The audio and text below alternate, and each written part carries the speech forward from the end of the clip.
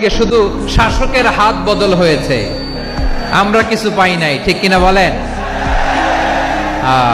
শুধু ওনাদের দোষ দিয়ে কি লাভ? একদল খাইছে, আরেক দল খাওয়ার জন্য রেডি হয়ে আছে। খেয়ে গিয়েছে, আরেক দল খাওয়ার জন্য নাকি বসে রয়েছে।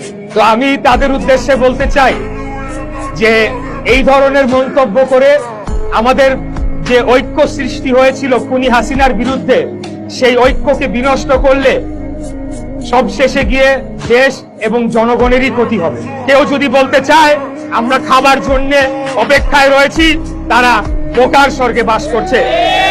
এইসব শিশুসুলভ কথাবার্তা বন্ধ করে। আপনাদের ঘাড়ে পা দিয়ে আমরা ক্ষমতায় আসি নাই। আপনাদের জন্মেরও অনেক আগে বিএনপি 3-4 বার ক্ষমতায় আসছে।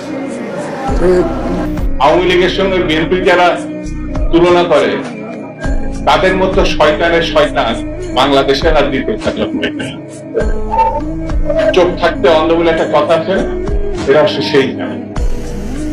আমার গত সপ্তাহের যশোরের আলোচনার একটা লাইনকে কেন্দ্র করে আমাদের অনেক রাজনীতিবিদ বন্ধুরা অনেক ক্ষুব্ধ প্রতিক্রিয়া দেখাচ্ছেন। ওই কথাকে নিজেদের গায়ে টেনে, নিজেদের গায়ে মেখে ওনারা ক্ষুব্ধ হয়েছেন।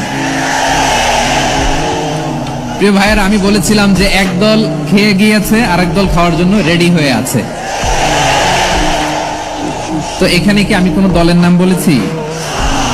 বাংলাদেশে 48টা প্রায় নিবন্ধিত রাজনৈতিক দল, কোন দলের নাম আমি বলিনি।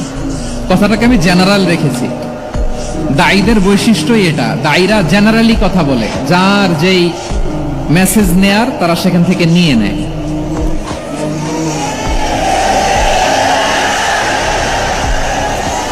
তো কোন দল এটা নিয়ে কোনো কথা বলল না। আপনারা এটাকে নিজের গায়ে যে মাখালেন, এটা ঠিক হয়নি।